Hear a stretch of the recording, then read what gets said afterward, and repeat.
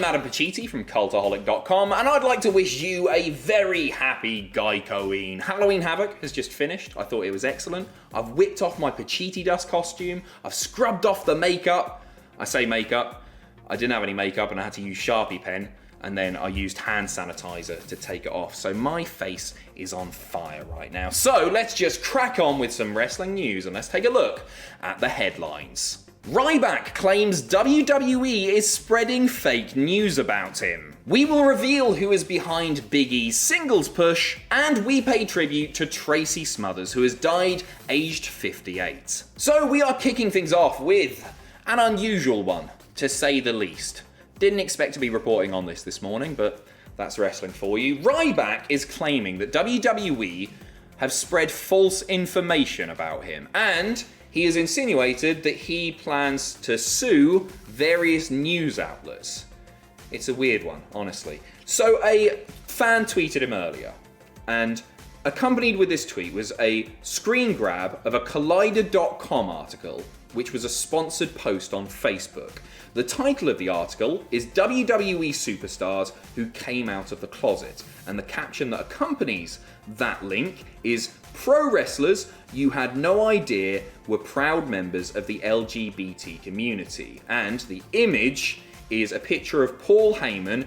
He's going to talk in Ryback's ear during their brief partnership in WWE, but it looks like Paul Heyman might be about to plant a big kiss on the lips of the big guy.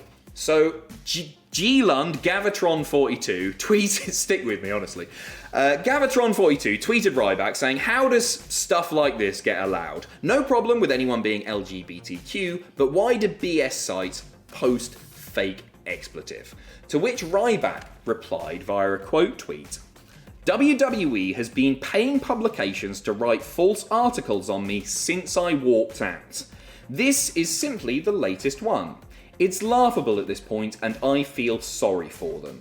Collider has been added to the list with my attorney and it's going to be a lot of fun down the road." So it sounds like he's saying that he's going to take legal action against Collider and a whole list of other news outlets that he's accusing that Vince McMahon and co have paid to spread false information and write, I guess, in his eyes, derogatory things about him.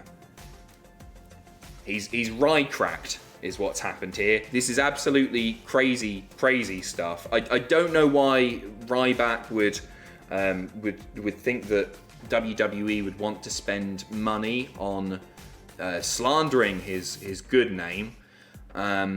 But then again, maybe we're being paid by Vince McMahon to say that. We're not, I promise. I wish we were. So there you go, that's an unusual one. We'll keep you up to date with that, and I'm sure that'll reach the courts and will be big news down the line when it happens. And what a lovely screen grab they've managed to get of Paul and the big guy, Skip Sheffield there. Moving on. Next up, we have an update on potential attendance plans for WrestleMania 37. So, the current plan for WrestleMania 37, as you may or may not be aware, is to hold it in Raymond James Stadium in Tampa. That could change at any moment because of how crazy the world is right now. Raymond James Stadium is, of course, the original intended location of WrestleMania 36. That couldn't happen because of COVID, but they want to put next year's show on there.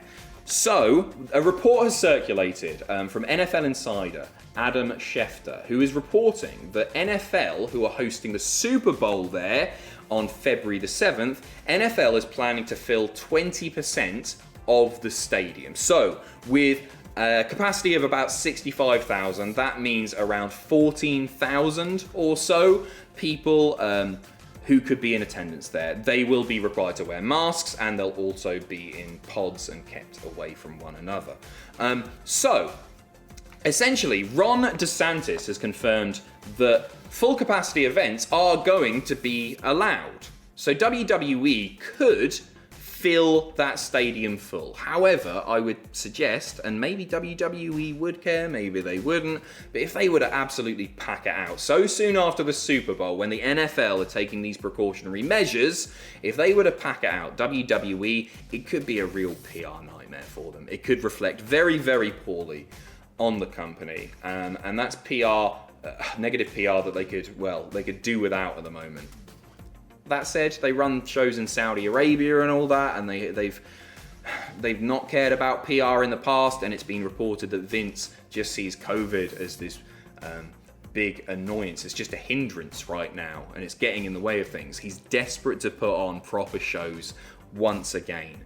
And so time will tell on this one. Who knows how packed out that stadium will be? Who knows if they will end up running there? Because anything could change at any time. Who knows where we're going to be at the end of March? We'll keep you updated. Next up, Big E has been chatting to the good people at Gorilla Position and has revealed who is responsible for his singles push. Obviously, Big E is having a whale of a time at the moment. I mean, his best mates are over on Raw now, but still, he's getting wins over former WWE champions. He seems to be a focal point of SmackDown, and it's led a lot of fans to speculate that maybe a Rumble win is in the not too distant future, and possibly even a main event WrestleMania match against Healy Roman Reigns. I'd love to see it. It's all speculation at this point, but it's very, very clear that WWE obviously see something big in Big E, and the reason that he's been split is to give him this solo push. But who's responsible? Well, he says, I have to give credit to Daniel Bryan. The idea for the solo run was from him. He's the reason. Not just, hey Big E. He's actually part of the process, and he's the one who said, this is what we should do with Big E. It feels like an environment where I do have a voice, and I get to do what I want by any means. So really, really interesting stuff. Not just because, obviously, that's really cool of Daniel Bryan to do that, and it's interesting to know who is responsible there, but also because this sort of says a little something about Daniel Bryan's standing backstage. And obviously Daniel Bryan very recently said this is his last run as an active competitor. It's been reported numerous times that Daniel Bryan is getting more and more involved behind the scenes, and so for him to be in that position where people are listening to his opinion and then acting on it is probably a really, really good sign that Daniel Bryan has perhaps a potential future career behind the scenes in WWE. If they're listening to him at this point while he's an active competitor, I think it's fair to assume that potentially a producer role or an agent role could be in Daniel Bryan's future. And that's hardly a surprise either, is it? He's a very, very intelligent man who knows wrestling, knows character work. He's just great, isn't he? He's Daniel Bryan. I'm not going to sit here and big up Daniel Bryan. But good on you for putting Big E forward and go and beat Roman Reigns at WrestleMania. Be the first one to beat him since his heel turn. Go on, Big E. I believe in you.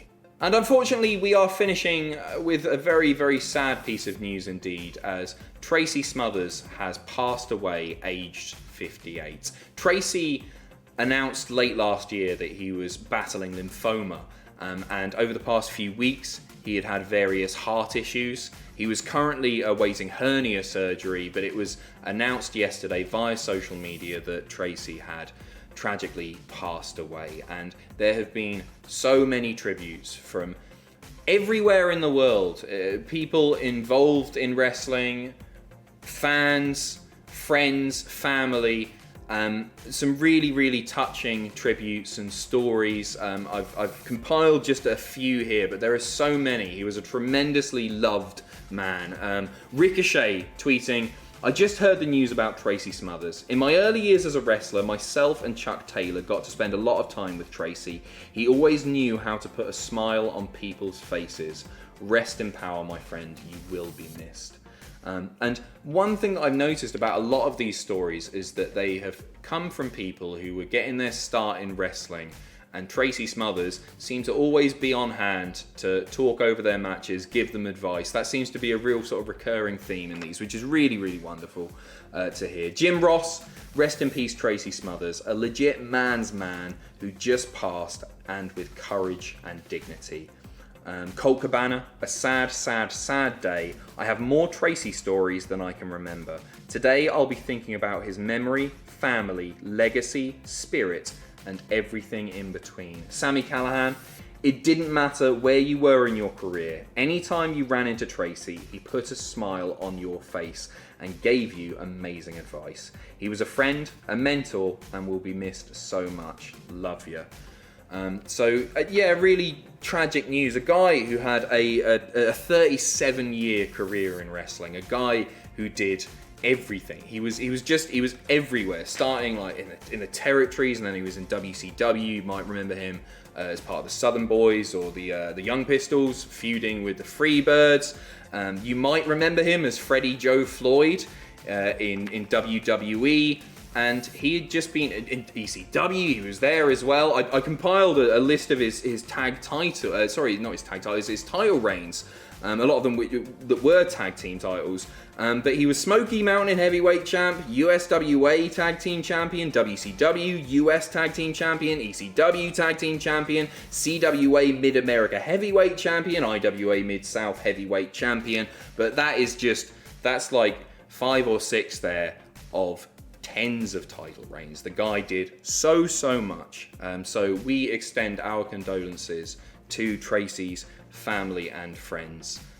Really tragic news to see that he has passed.